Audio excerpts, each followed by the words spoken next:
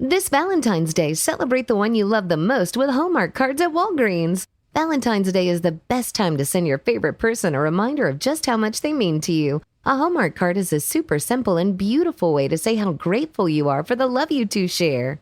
Don't forget, Valentine's Day is Saturday, February 14th. Visit Walgreens today to find a Hallmark card that shows just how much you love them. Because love lives here. Every team, every topic, everywhere. This is Believe.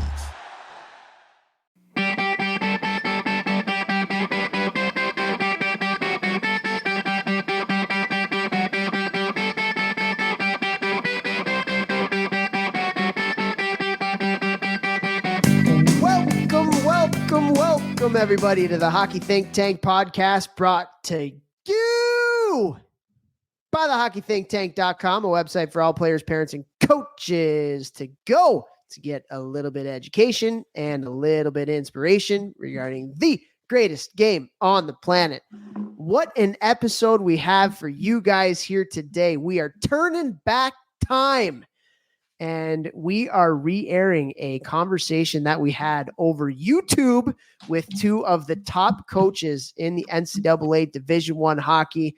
We have Brad Berry with North Dakota and Mike Schafer with Cornell. And during COVID, obviously, there was a lot of Zoom stuff that was going on. And so I reached out to both Brad and to Schafer and asked them, because the year before that, they were the co-recipients of the Spencer Penrose Award, which is the top coach in college hockey. And both, obviously both programs, historic programs, always typically up there in the top 10 programs in the country. And this was just a phenomenal conversation. So on YouTube, we called it 10 questions. So I asked them 10 specific questions about their programs, about how they coach, about how they relate to players and things like that. And it was just really cool to hear two legends in the game kind of go back and forth and talk about how they built their culture, how they built their programs, how they see hockey development. And we figured we would take that conversation, put it in audio form. You obviously can go to our YouTube page and check it out there. But it is coming out audio wise here on the podcast here today. So fantastic conversation with both Brad and with Schafer. But before we get over to those guys, let's bring on the talent of the podcast. A one Jeffrey Jehu Zoolander Lavecchio. Vex, male model. How you doing? Guys, it's part of my life. I just found out that I'm flying out to Denver tomorrow for a little photo shoot with my wife. It's literally just her photo shoot, and they asked me to come and maybe stand in the background, but it's part of my life. You know, it's like my 17th, umpteenth modeling gig, but whatever. It's part of my life, guys, okay? I'm just happy to be on the podcast with you guys. Happy to be here with my cousin Topher. Well, one of us has to have a face for podcasts. You're the guy who's got the face for the IG, for the gram. There we go, baby. Myself, podcast extraordinaire. There we go. Yeah, that's all right, baby. We all got our strengths, you know. You got that. He's like, I agree with you, actually. You are definitely a podcast face. So you got the hockey IQ. I got the Greek god bod. You know, it's part of our life. All right. It is what it is. We play to our strengths. You graduated from an Ivy League. I didn't even graduate. So what's that scene in Billy Madison? Smart. Yeah, what's that scene? Good. You're attractive. I'm not very good looking. Okay, enough. When he's talking to Chubbs, that was unreal. Yeah. But yeah, I'm really excited to bring this conversation to everybody. It was just a really, really cool conversation. How often do you get the chance to speak to two people at the absolute top of their field? Both extremely smart guys, both extremely passionate guys. And I think a lot of people are going to get a lot out of this, particularly coaches, but also people that are fans of North Dakota, fans of Cornell, get a little bit of a sneak peek inside the curtain of kind of how they built their programs and what's important to them, what they believe in. And man, it's just like, and you know this, we talk about it all the time, like just having the opportunity to speak to people who are smarter than you, having the opportunity to really develop yourself personally, professionally, just man, it means so much to us. And that's like a whole basis of the podcast, right? Like we want to bring people on that can provide a perspective that can help us be the best versions of ourselves and be the best that we can be. And these two guys are certainly a big part of it. I don't know Brad Berry that well. I've ran into him obviously a bunch of different times through college hockey stuff. Played for Schafer, coach with Schafer, still keep in touch with Schafer and do some stuff with them, particularly doing our charity game at Cornell, every summer. And man, like just a wealth of knowledge, a wealth of passion. And I think a lot of people are going to get a lot out of this. Yeah, I'm glad that we're bringing it over from YouTube to this format so more people can hear it. I think it's going to be an important conversation. And like you said, like, you don't head up programs like this, especially Schafer's been, these guys been doing it forever. Like it's not 95. It's not 1995. Right. It's not an accident. And if for any reason at all, Schafer is listening to this, remember what I said at Toph's wedding. Well, enlighten our listeners about what you said to all of our coaches that I invited to my wedding. So I was the best man at Toph's wedding. Toph got married when he was like 18. So, I'd never, not quite. It was close. I'd never been a best man. Obviously, we was super young. What were you, 23, 22? Yeah, I was like 2 years out of college. Yeah, so he's pretty young. They were cones like 23. So I'd never even been in a wedding. And I was the best man. So I gave my best man speech. And to finish the speech, all three Cornell coaches were there. And I said, and by the way, I know all the Cornell coaches are here sitting in the back. I am not upset that you never recruited me to play hockey at Cornell with my cousin Topher here, but I will be on the dance floor all night dancing with all three of your wives. And the crowd erupted.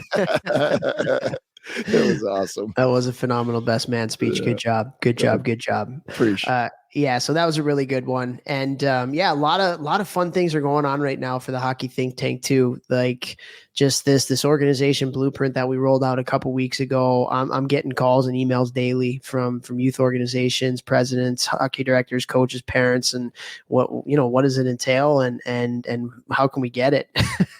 And so we're really excited about that. And guys, Vex and I have something up our sleeve right now. We can't quite talk about it yet. But this is going to take the Hockey Think Tank podcast to the next level. It is going to be unbelievable and again, I am looking forward to this so much. And my daughter Paige just came in. Hello, Paigey. Love you. It is past your bedtime. Good night. You want to say hello really quick? Paigey girl, say hello really quick. Say hi. Hello. All right. Back to bed, bud. So thank you, Paige, for that interruption. Appreciate that. And also she sent me a note. Actually, this is funny because I have to say something really quick. So sweet. She just passed me a note. You can see it here if you're on YouTube. And so it says, your podcasts are the best podcast I've ever heard. Love, Paige. That's unbelievable. It's actually really funny. So I'm kind of battling a little bit of a sickness here right now. And so Paigey, she's very thoughtful and she made me tea. She's just like made me tea out of nowhere. And it's like, hey, just here's some tea. And so it was so kind. So like, as I was putting her to bed, I was like, Paigey, that was so thoughtful. Like, thank you so much for that tea. And then she goes, oh, you're welcome, Daddy. And, but then anybody with kids knows, she goes, Daddy, did you know Santa's watching everything that I'm doing right now? So I'm like, oh, okay. Was that tea out of the goodness of your heart, or do you just want good presents from Santa? Okay, I get what's going on right now. I love it. That's awesome. And I might milk this though. This is like the cutest note ever. Here it is for our YouTube listeners again. Your podcasts are the best podcast I've ever heard. In her 6-year-old spelling. Podcast. That's awesome. Yeah. I gave a speech last night. I work with the St. Louis Rockets here in St. Louis. they have an off ice facility, and I took it over running their programming, and I have a coach in there who works with all the players. I've been there a couple times, and last night I gave a speech for it's probably like 400 people that wound up coming. Nice. I did 3 separate speeches, and the last one, this guy comes up to me and he's like, "Hey, Jeff, great to meet you. I've been listening to the podcast for 2 years. My girls cross country team at a private girls high school here won the state championship last year. And a lot of what you guys talk about on the podcast, I've implemented into the team. So thank no way. you." And yeah. And we talked for a while, and I asked his son listens to every podcast with his dad. And I was like, dude, thank you so much for telling me that. Like, you were exactly why we do this. Like, you and your son listen to the podcast together, and like they were asking different questions about episodes and stuff. It was just really, really, really cool. So great meeting you, sir. I know you're listening. Can't wait to come back and speak again there. That is the best part about this podcast, is being able to connect with people like that. Last night I did a parent Zoom call with teams for the Pittsburgh Penguins Elite, the AAA program out there in Pittsburgh. And same thing, like I got a couple emails and a couple Instagram DMs from parents that listen to the podcast. We're like, so cool to see you. And same thing happened tonight. I talked with the coaches for St. Albert Minor Hockey Association up in St. Albert, Alberta. And like one of the coaches like reached out and was like, "Hey, like really appreciate all the stuff that you do." And so that, like, honestly, like the best part about this podcast is being able to connect with awesome hockey people from around the world. And thank you guys so much for supporting our podcast, continuing to listen, sharing us with your groups and stuff like that, because we get so validated by getting that feedback with what we're doing. Our mission, our goal with doing this thing is just to make a huge positive impact on the hockey world. And when people come up to us and talk to us about things like that, man, that just like hits the feels. It hits the feels a lot. Dude, every time. And it just like gets me even more excited to get on the podcast and like just dig deep into my brain and all those crevasses in there and try and give you as many nuggets of knowledge as I've learned throughout the years. Oh, and sometimes I can't take you seriously, and it's the best part. Dude, the fact that you didn't laugh in the intro when I was doing the ball on the head thing, I don't know how you didn't laugh. Anybody on YouTube's like, "What is happening?" You were stone cold. I was trying to make you break there. That's the cool thing about these being up on YouTube now is, number one, Steph, our podcast producer, does an unbelievable job of making it she does. Really cool. Really, really cool. It's a good thing, by the way, that I don't have control of that. That's actually a very good thing. The whole episode. Yes. But also, like for all the listeners out there, every time I do an intro, Vex is trying to make me laugh and trying to like cut me up. And so sometimes I'm just like not even looking at the screen, or I'm just like overly focused, just trying to. We've done it. We're almost at 300 episodes now, right? So wow. It's almost like second nature now. I can do it in my sleep, but yeah, you're a goof. I love it. But with that, we want to get over to this awesome conversation with Brad and with Schafer. But before we do, we got some people to thank. First, want to thank our title sponsor, Gel Sticks. Go to GELSTX.com, gelsticks.com.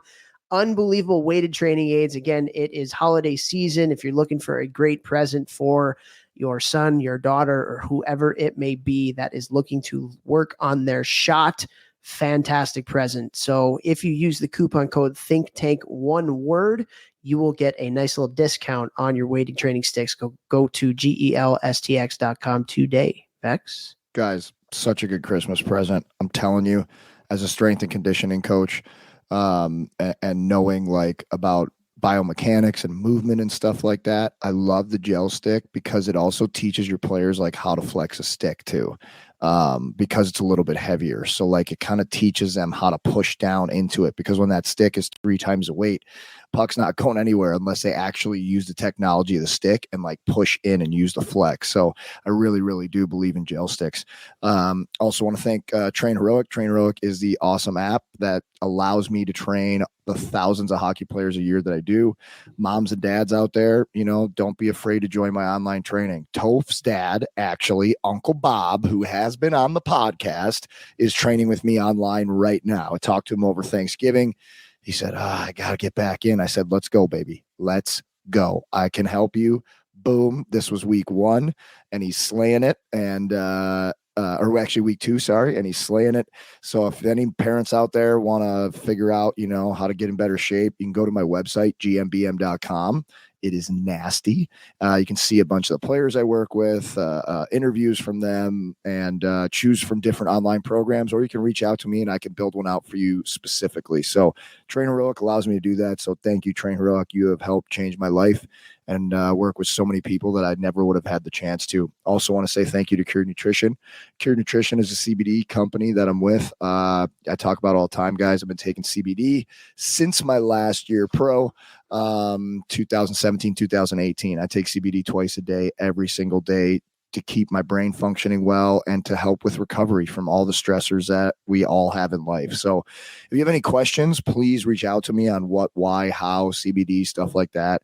I had to get a certification through this other CBD company when I was learning about it at first, and I got taught so much about it and the endocannabinoid system in our body and things like that. So if you have questions, please reach out or just go to curednutrition.com and use my discount code GMBM.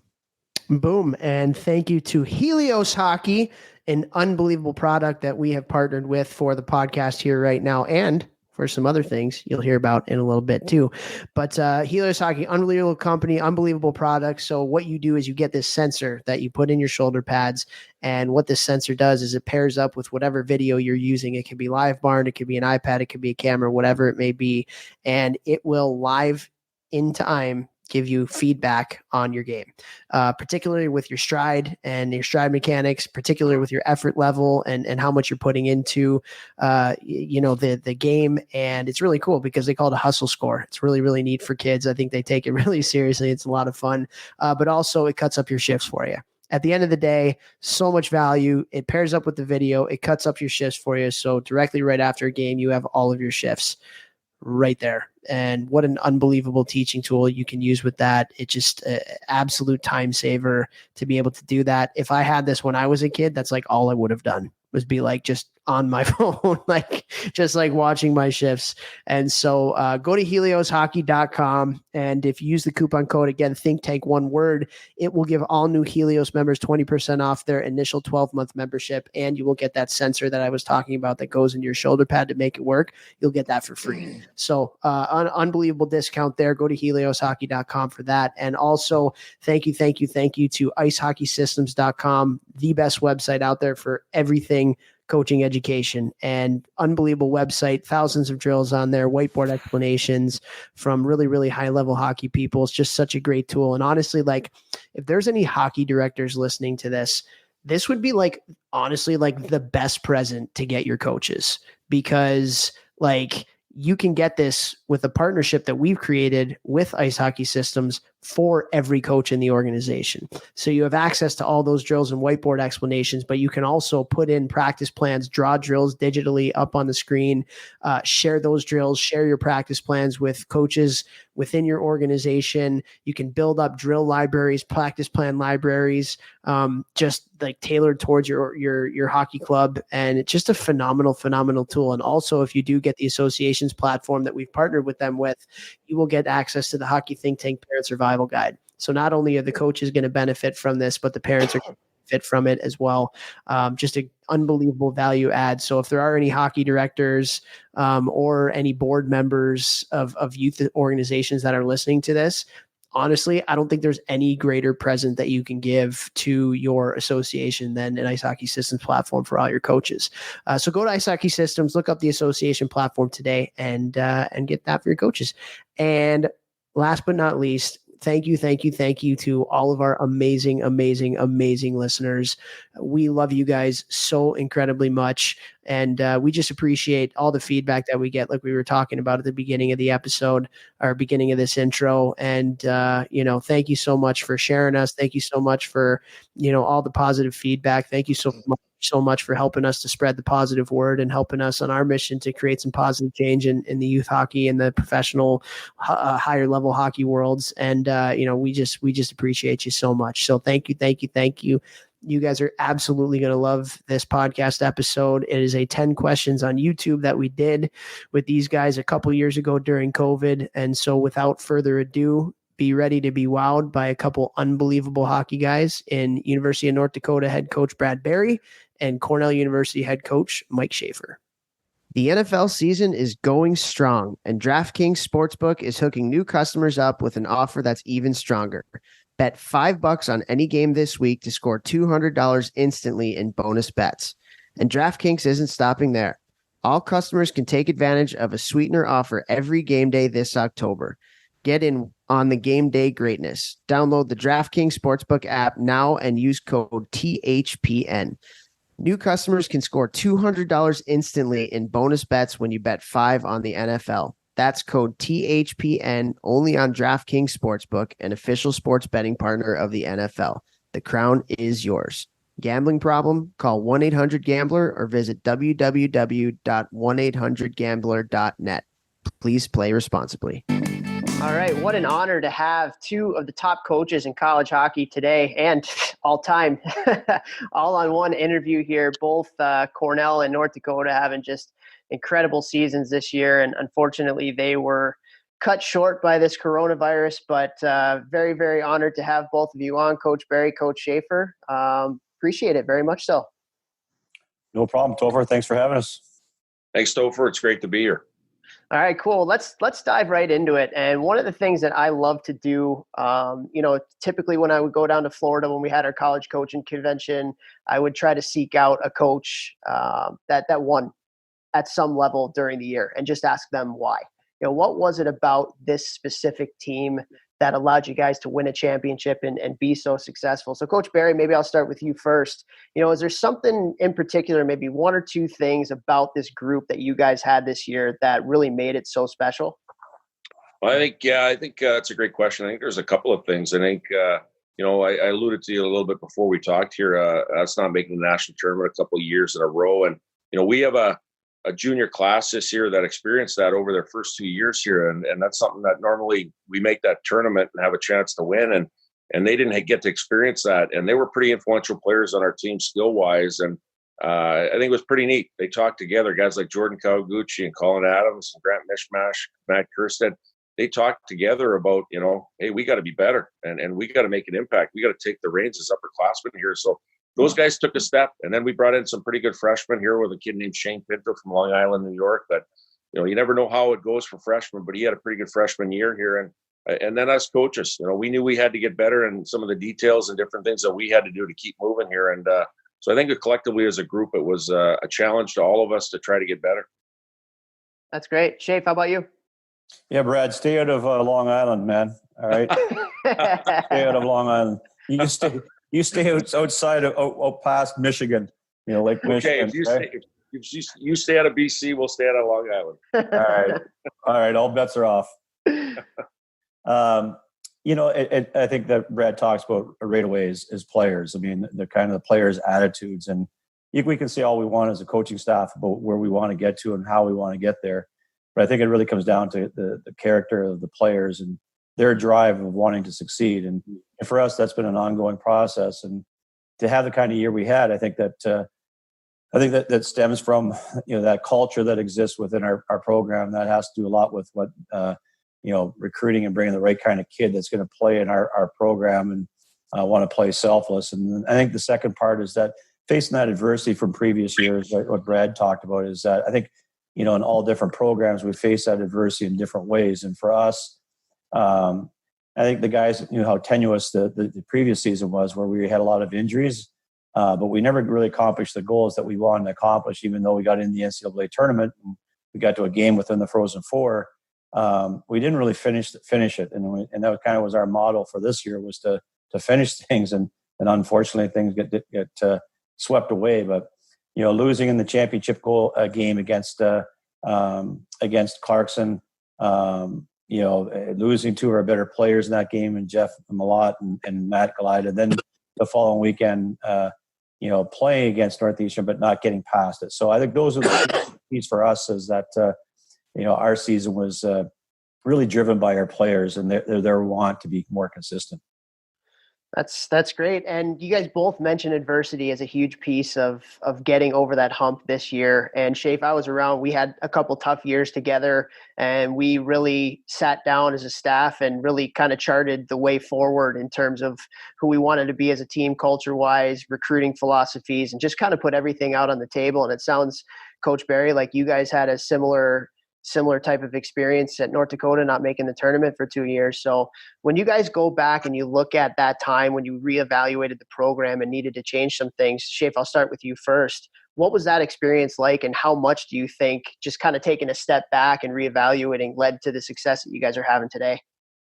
Yeah, I think that 4 or 5 years ago, there's a lot of transition, how the game was being played. I think recruiting is in a transitional period about, grabbing kids when they were young. It was a very, very transitional time. And so going out and finding kids was transitional.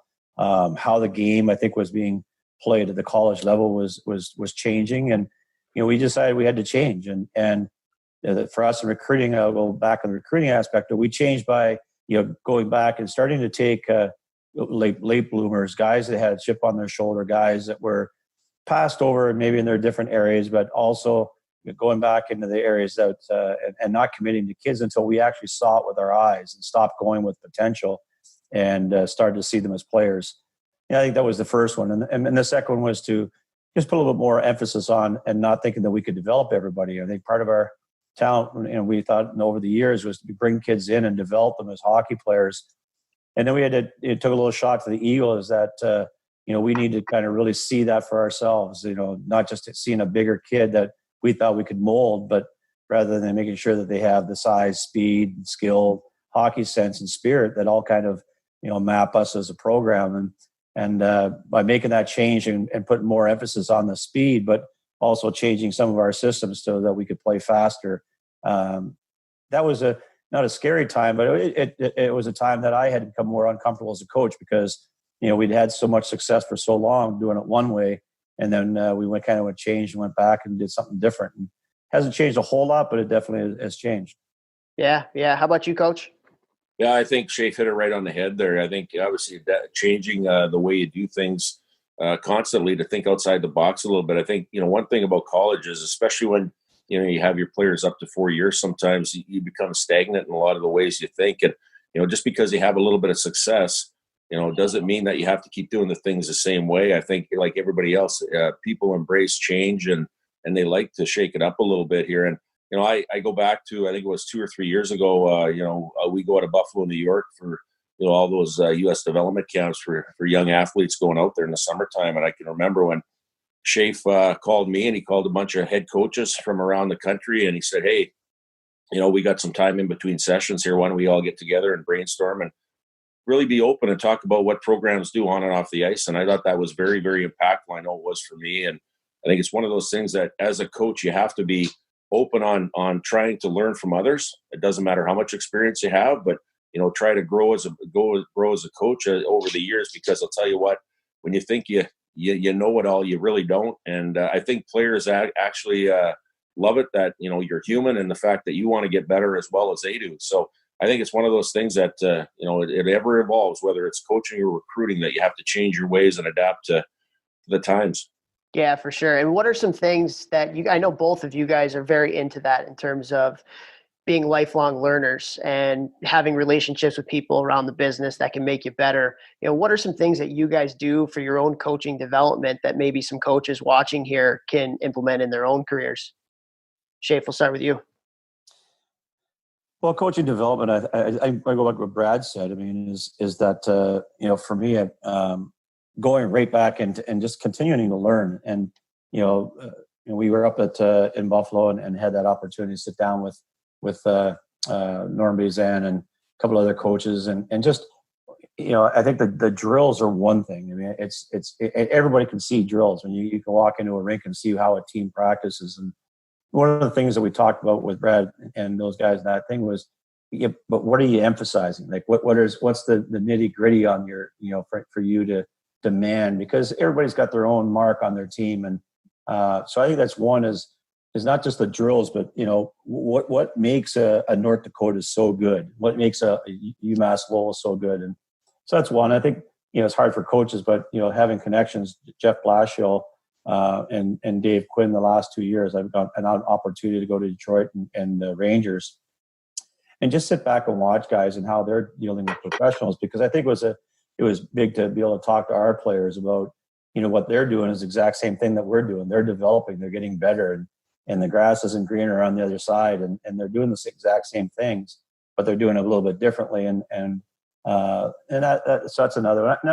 And for me, I think that, sitting down and really just reflecting about, the last major part of the coaching development aspect of it is just relationships, and just trying to get better and better and better at dealing with our players and having a deeper relationship with our guys on our team. And, that's, as something over the last 3 years is that I've really tried to accomplish more as a head coach is just delving deeper into what makes kids tick, not just, having surface conversations, having real conversations, and I think that has helped our staff become a better coaching staff and getting to know our players on a deeper level. And so that coaching development, I think those are the 3 areas for us. I think that we've tried to become a better coaching staff.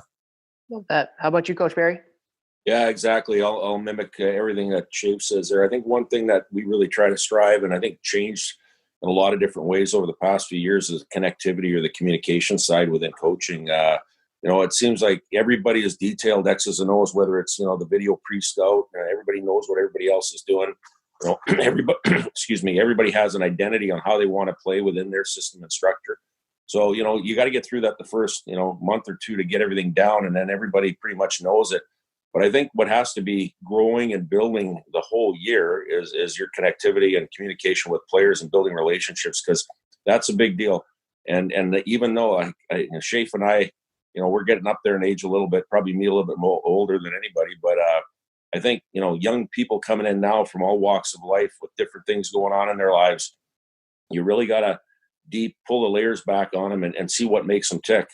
And I think at the end of the root of it all is they have to know that you care. And I think, the biggest thing is if a player knows that, you got his back and, he cares, whether it's on ice or off ice, they're going to go through the wall for you. And, that's a big deal. And you have to try to start building that early. And that's one thing I've noticed is, everybody wants to get through the X's and O's and be sharp and detailed. And that's what you want to be. But I think at the end of the day, you have to really dig into the individual side with all the different players. And that's why, like us as coaches, we have to make sure that we delegate and we have opportunities to do that. And one of the things that we do here is, before in the old days, the head coach ran the practices, all the drills, and the assistant coaches push the pucks. And now it has to be delegated where, the head coach, you run 2 or 3 drills, probably the meat of the practice, and the other coaches run the other drills, and you kind of share it. But that gives the head coach an opportunity to kind of go in lines and talk to players and whether sharpen their details of on the ice, but also talk to them personally on a one-to-one level of what makes them tick. And I think that's a big deal if you have a leeway to not just run the drills, but kind of see what goes in behind the scenes of a player on and off the ice. Yeah, Coach, how much do you think that delving into the relationship side of things has helped you to become a better coach, just in terms of knowing your players more? Well, 2 ways. Like first, the player knows that you care in the first thing, and whether that's on ice or off ice, and that he has the trust within you to come to you. Because I'll tell you one thing, especially when the age disparity gets a little bit higher, and I'm getting older, and the players are getting younger coming in here, that you have to bridge that gap, and you have to know that, hey, this guy, I can trust this guy going to him. If I have a problem, I can go to this guy instead of just holding it in. So building that trust factor. But for me, it's also me trying to get better and being on the same level as them, because one thing that we try never to do is have that line in the sand and say, hey, players, you're on one side of it and coaches, you're on the other.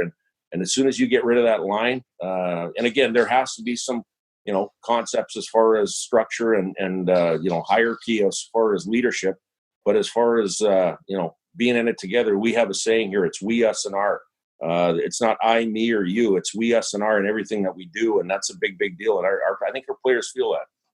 That's really cool. And Schafe, how about you? How has that kind of changed in your coaching career, and how much do you feel like getting to know your players has helped you as a coach? I don't think it's changed a whole lot in my coaching career. I mean, I think that it's been relatively the same. I think that the issues are a little bit more blurred. And again, I think I go back to it. Probably probably 4 or 5, 6 years ago. I think that just sitting down and saying that relationships. I think that I got tired of hearing as a coach that social media this and the different things that kids were different, and I kind of got tired of it as a coach, a few years ago. And I just was like, I got to go back to doing the things that I've always done. And, relationships have always been the strength, I think, of our program between our players and our coaching staff. And I wasn't as accepting of the social media aspect of it that maybe some other coaches are. And just trying to find out what is preventing, our players from reaching. I think, every person, including myself, you have something that's holding you back, from really kind of reaching your potential. And, and I think that, that those ground root efforts of trying to, grassroots efforts of trying to figure out what makes our kids tick, what's holding them back. When they start to see the things that are holding them back, then they start to really kind of really look at, and they're, as Brad said, they're more open to you. They'll start to look at their own behavior, what they're doing away from the rink, which is it's just changing, it's evolving. What's holding them back over more and more over the last few years. But what's getting them over that is not change. That's a relationship. And I think that I have probably in the last 3-4 years done more talking to players at season-ending interviews about what's holding them back and where they can go forward, rather than X's and O's and what they need to do to get better as a hockey player. Most of that has been spent with what they can start doing mentally to make themselves better. So that's probably the biggest change, and that always comes back to relationships, because they have to be open to talk about it. Well, that's really interesting that you're talking about that. You get the chance to talk to a lot of different players, and I'm sure there's a lot of different answers to the questions, but as a whole, is there one thing or a couple different things that you feel like are pretty standard in terms of what are holding kids back today from reaching their potential, from your conversations that you've had with your players over the past few years? Well, for me, I'll go. I mean, I don't think it is one thing. I think that a lot of these kids are really mature, but immature, and not immature in a bad way. Is that there's a lot of pressure put on these kids, when they're 15, 16, 17, that they're such great players, and in a little different way, they're not allowed to grow up, and they got a lot of pressures from their parents or from, junior teams, advisors, wanting to be in the NHL, to being successful in school. A lot of pressure, to always be the top of their class as far as academically. So I think it's really different, and every kid is unique. And for some kids, they want to be their perfectionist, or for some kids, they have defense mechanisms that don't allow them to have a real relationships with other kids. For some kids, they're fear of failure.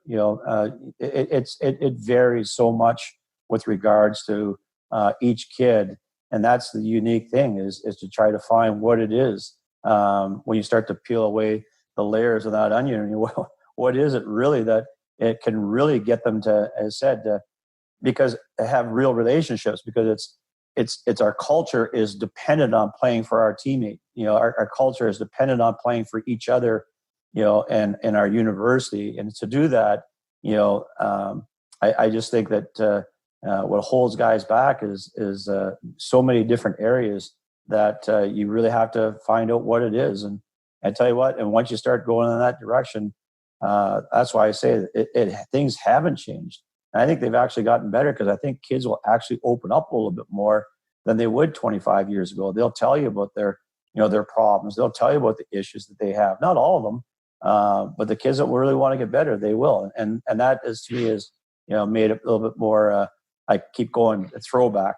It's the real kids. They have real conversations, and they're throwback kids, and other kids that live in that fantasy world of what their Instagram and their Twitter handle looks like. It's no different than them, and they're self-absorbed, and those are the kind of kids that they existed, back in 1987, 1988, 1995, and 2003. Now they just have more ways to show that, being how self-absorbed they are. Before it was, there was a kid that was really cocky, and now you can see their cockiness and based on how they're living their life. So I don't think things have changed when you really dig down deep. I just think things are different, but it's many different things. Yeah, and Coach Barry, how about you just in getting to know your players more and the conversations that you're having? If you had advice for maybe some kids that will be listening to this that want to go to a Cornell or a North Dakota or play Division I college hockey, what are some things that you think hold them back that they can work on as they're going through their process of getting better? Yeah, I think one of the things when you talk about, the two programs we're talking about today, Cornell and North Dakota, those are long story tradition programs that had a lot of success. And I think, when you get recruited to those programs, first thing that goes into a lot of people or a lot of players' minds, not all of them, but some of them go, well, am I good enough to play there?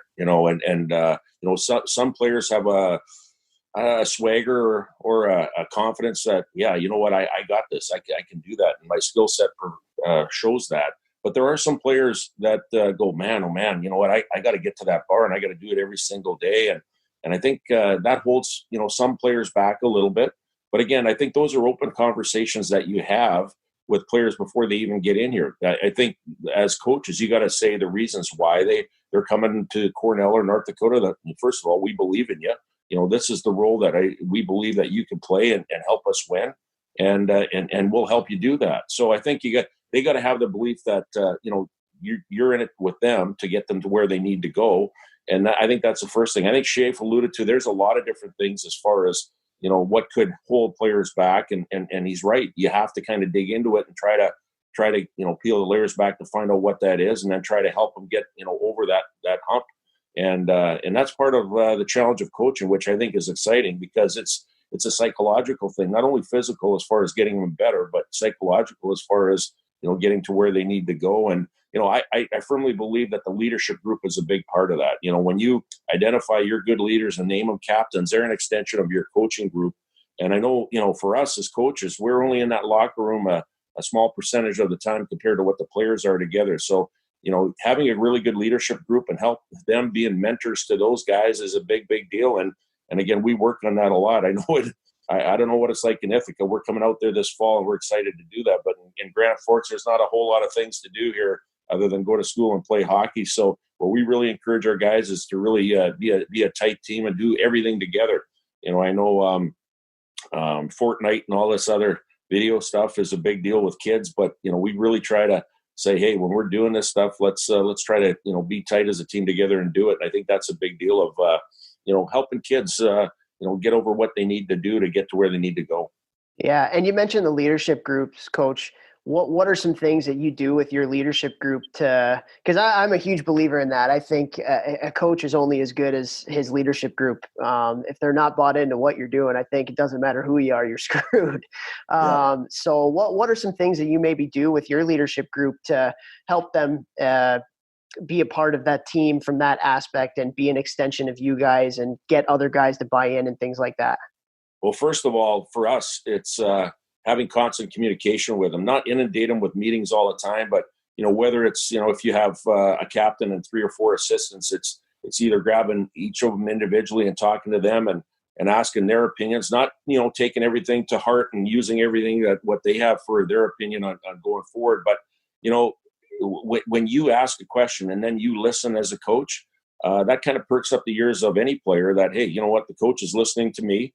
And I might have a little bit of an impact going forward here. But I think it puts the player, on the spot or in the spotlight saying, hey, I better have a good answer. I better have a good reason for it, because they might take my opinion into consideration. So, having kind of frequent meetings individually or collectively as a group with our leadership group, just to kind of get a pulse of the team and get feedback from them, whether it's, hey, travel, having extensive travel and what the week of practice looks like the next week, or going on a road trip and leaving one day versus the next day. Just first of all, just getting their feedback, and that goes a long way. And I can't say enough about how much it's changed in the fact that I remember in the days when I played college and pro, players never got asked. It was always told. You're always told to do something. And I think like I said, that goes back into the trust and the care factor. When you have that going back and forth, that I think that builds into a successful group. Yeah, for sure. Coach, how about you?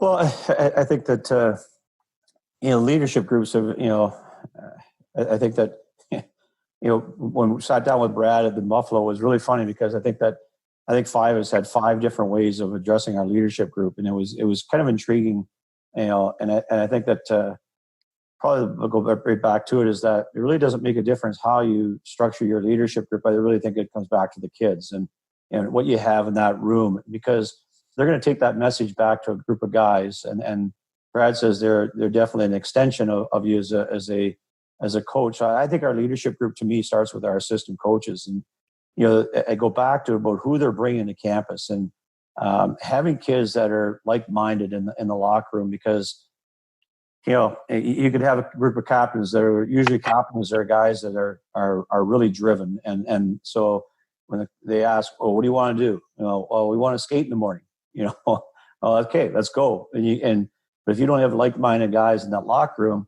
that also want to skate in the morning or trust those group of guys, it doesn't really matter what we do or the coaches do. I go back to the culture is what's a guy that's not playing want to do? And I think that, so I think our assistant coach has done a tremendous job of bringing guys in that are like-minded. The leadership group for me is just what Brad said. It's just about communication, is that when you have a conversation with those guys, that they're getting back to every guy in the team. Like they're explaining why and how come to every guy, the guy that doesn't play to the guy that does play, the guy is tired, and why we're doing it and how come we're doing it. And I think go back to the communication is so important in the leadership group. But I think that doesn't matter how you do it. I think it's still what Brad said. It comes back to communicating, and then the leadership group going back and communicating and just making a trustworthy decision between the two, and that it's conveyed to, I like what Brad said. We, what do you say? We, us, and our. I mean, if that's not reflective in a leadership group, right? Every decision that you make is for everybody.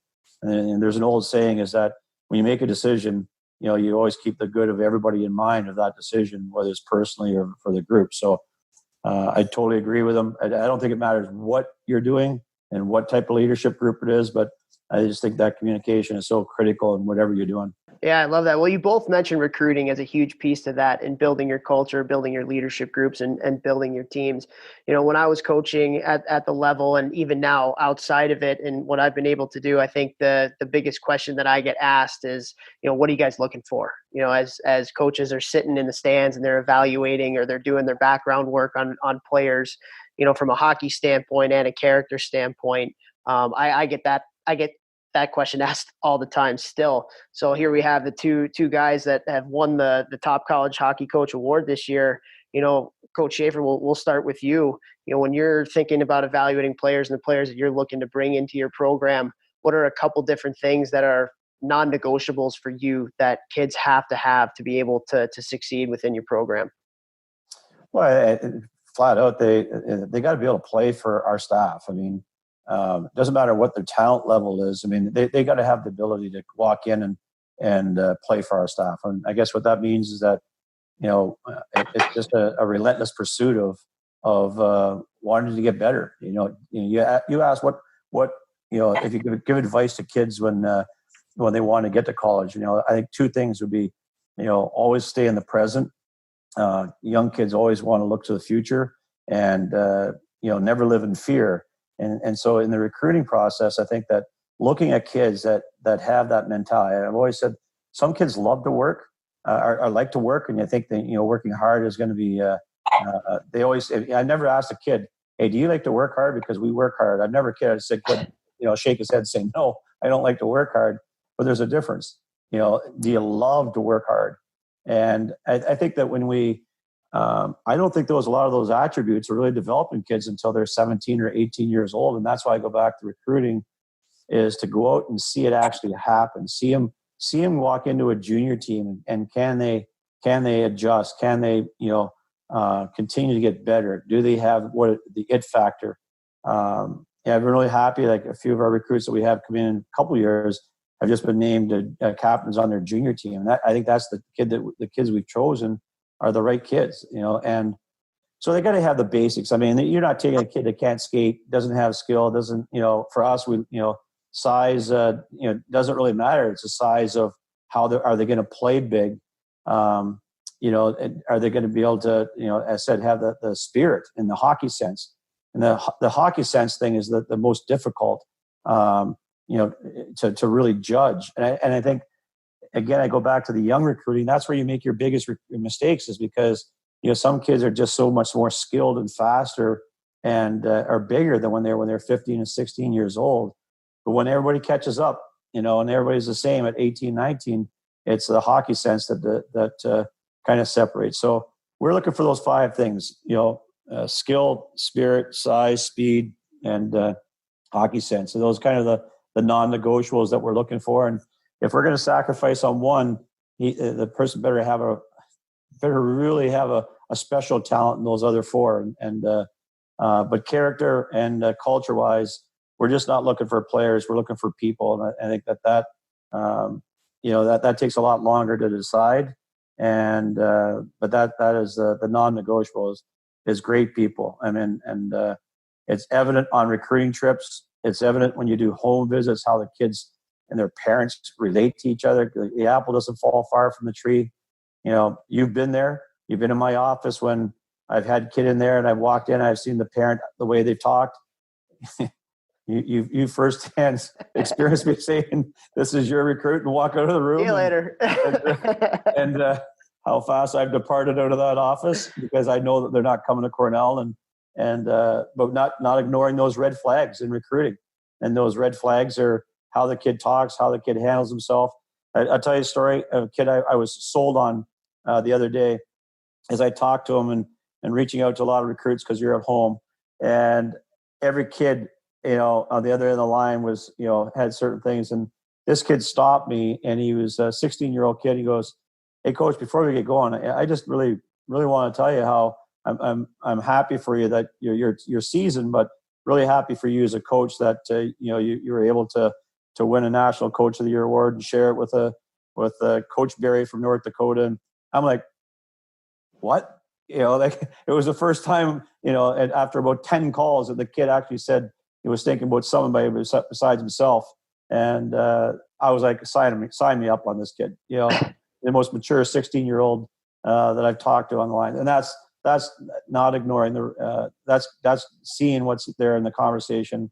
And I think that I'm fortunate with Ben Sire and Sean and yourself and just guys that have worked for me is to not ignore those red flags and not get caught up with the ego of what other schools are looking at and just sticking with what works well for us. Yeah. And Coach Barry, how about you in your guys' recruiting process? What are some things that are important to you? Well, very similar. A lot of those characteristics that Schafer said, but you know, I think the body of work is the biggest thing. And I think you mentioned it is, you know, every time that you go out and watch a player, I think everybody gets enamored with kind of the bright, shiny things, how fast the kid skates and, you know, how skilled he is. But I think when you really pull it back, I think there's a lot of other boxes that have to be checked.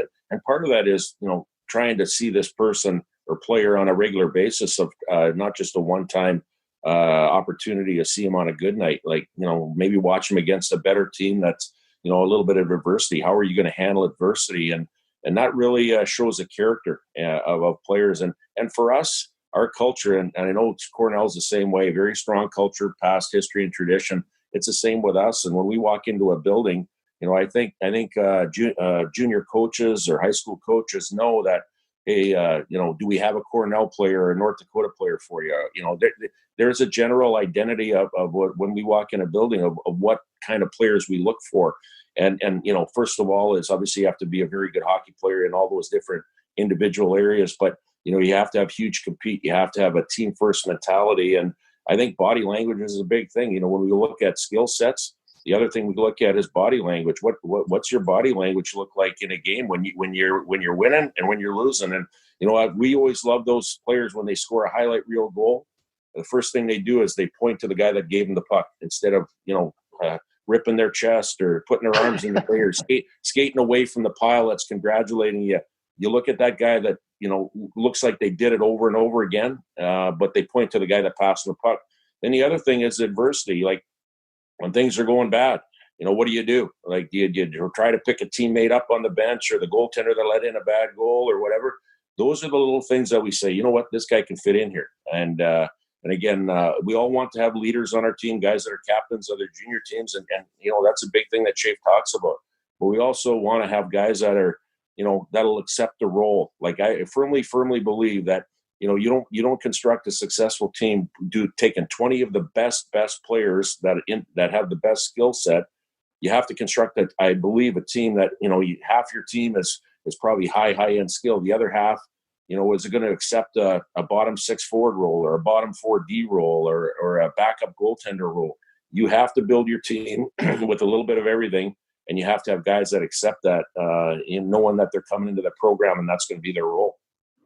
Yeah, I love that. Well, moving on, it's kind of similar to these questions. You guys both mentioned the recruiting aspects and wanting to get high skill level players as well. And both of you had players within this year's roster that made the Hobey Baker top 10. So Cornell, Morgan Barron, and Jordan Kawaguchi at North Dakota. So Schafer, I'll start with you on this one.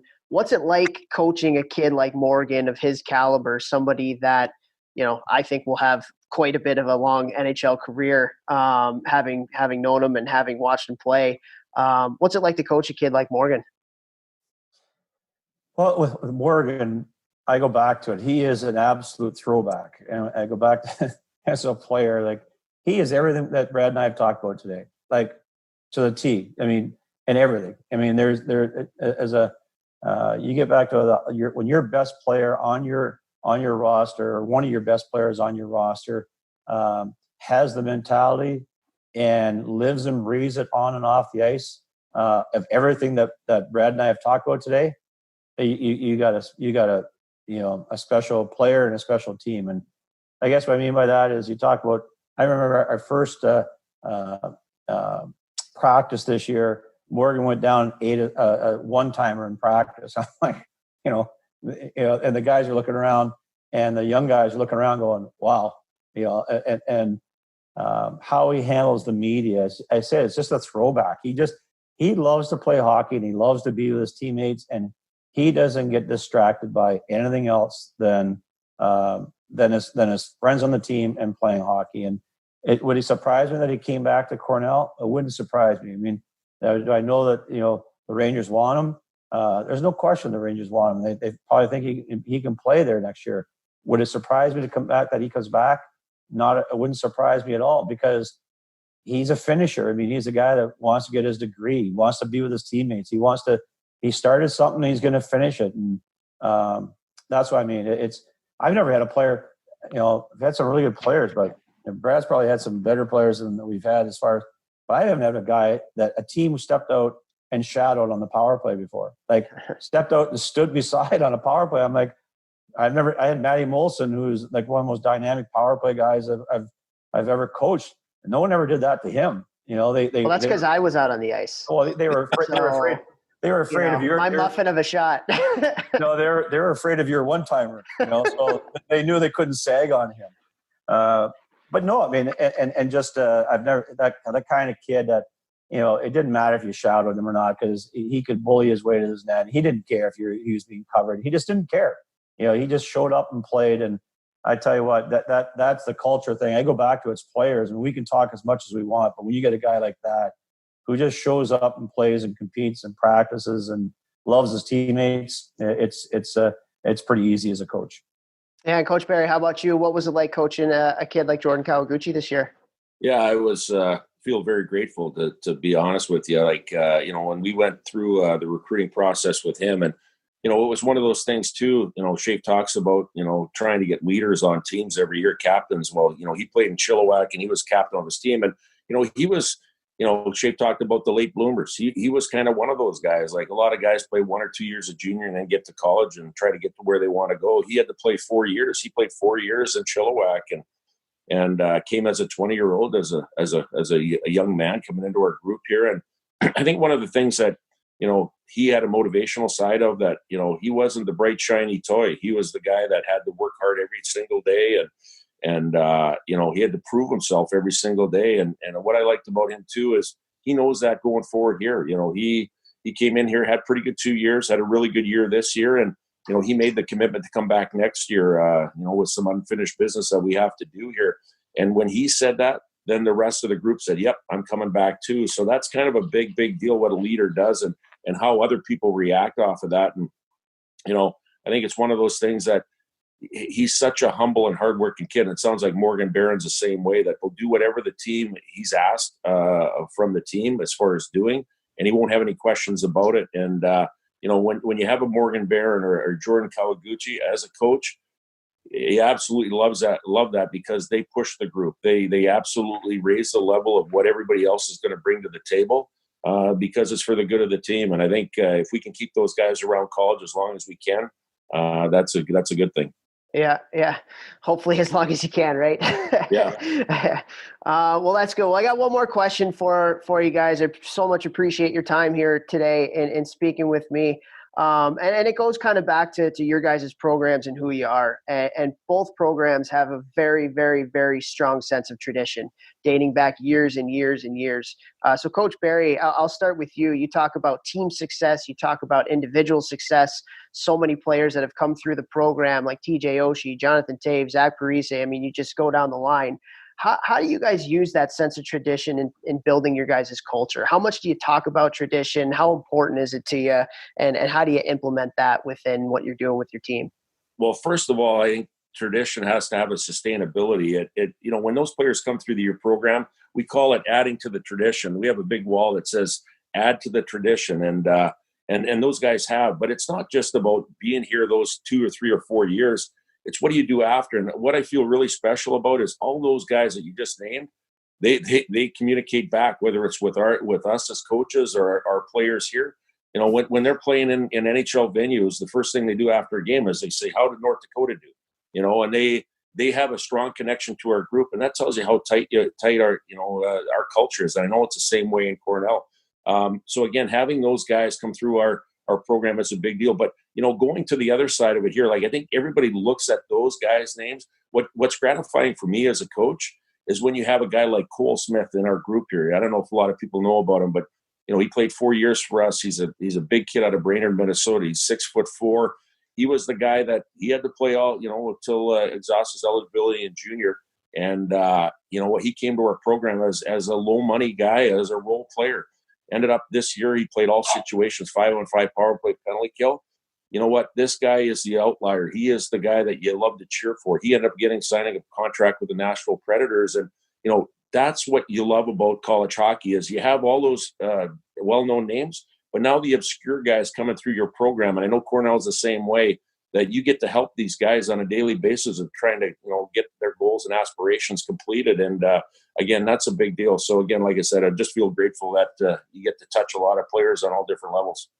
For sure. And Coach Schafer, how about you?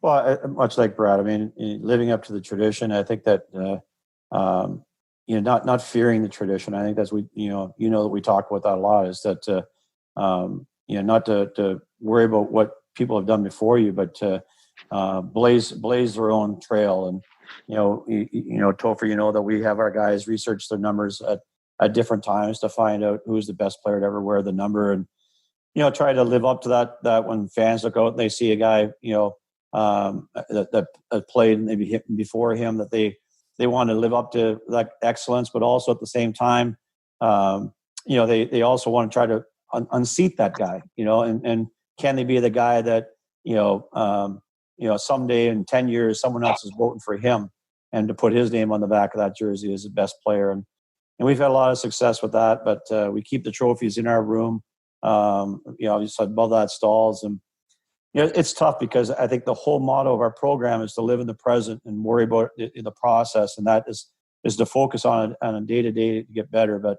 I think when we bring the tradition back, guys come back, what Brad says, and they talk about it.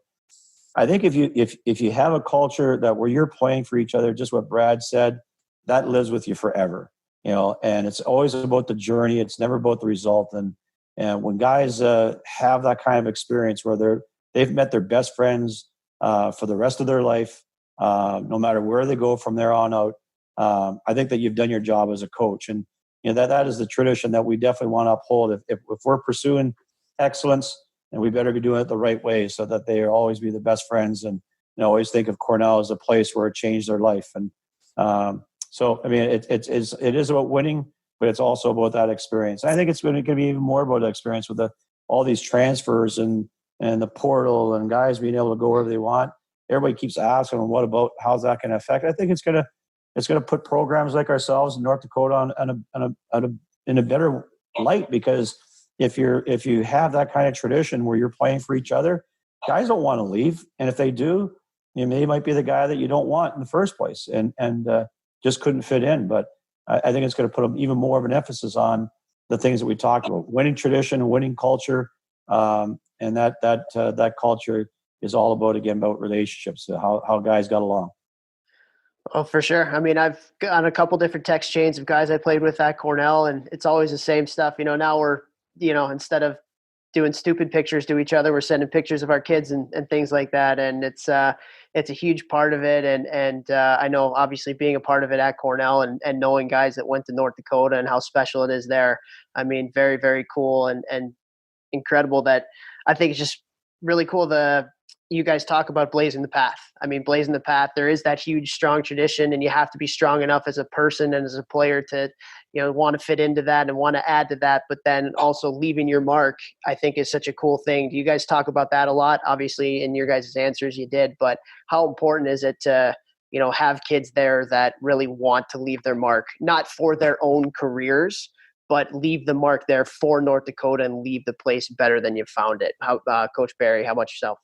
Yeah, absolutely. I think that last statement that you said, leave the place better than you found it, that has to be a concept that you love is when players come through here. And that's a big deal. Our players talk about that all the time. And, when you win, I think that's the culmination of everything. But I think having that lifelong experience of building those relationships and of, whether you go to the highest level in hockey or whether you leave with a great 4-year degree to get you off and a great start in life, that's a big, big deal. And again, like I said, it's one of those things that you got to make sure you have the right people sitting on the right seats on the bus.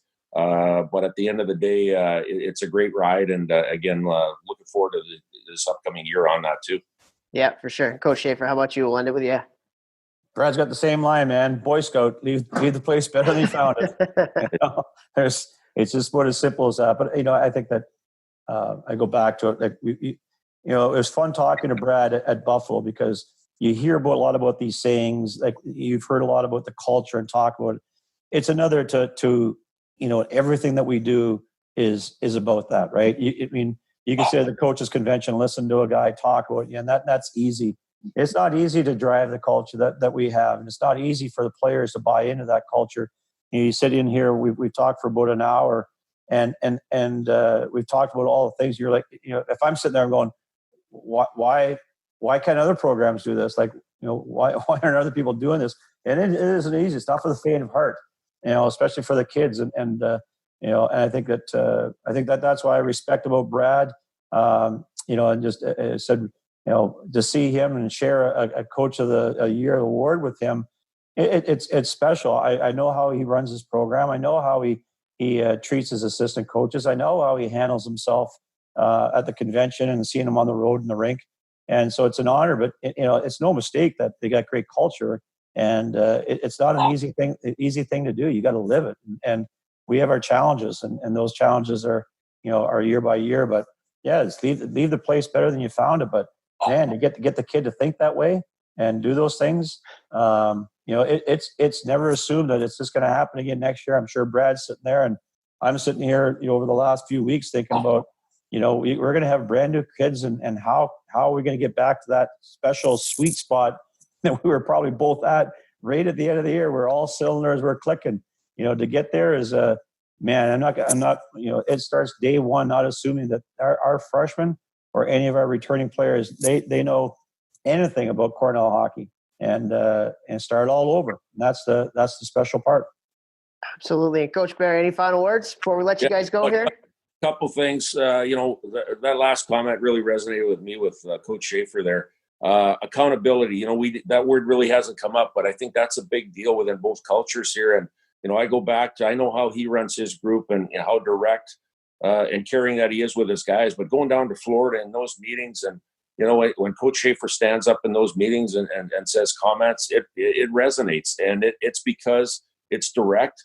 and it's making everybody else accountable. And that's a big, big deal. When you have to have tough conversations, or when you have to, pull everything into line, whether it's your group or whether it's a body of coaches, it resonates. And that's how you drive culture, is the accountability factor. So that's what I leave it with. And again, I feel grateful and honored to be in the same sentence with Coach Schafer on this national award. And, we always say that any individual awards is because of your team. And he mentioned his assistants, and it's the same with ours, our staff and assistants and the players that drove it. So that's kind of the driver of that.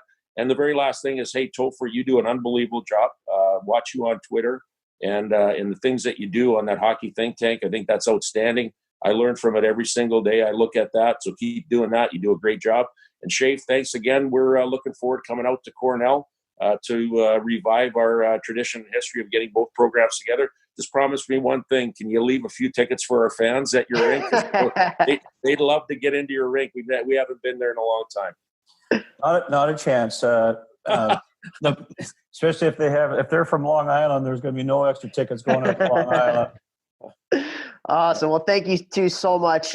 Incredible seasons, incredible people. I've had a blast over this hour, but obviously been in rinks with both of you down in Florida and getting to know you and stuff like that. So keep up the great work, and can't wait to see what you guys have in store for everybody next year, and hopefully able to finish the job. It's been a tough last couple of months, I'm sure, for you guys and your players not being able to finish it, but fantastic seasons, and thank you so much for taking the time today. Thanks, so much. Appreciate it. Yeah, take care.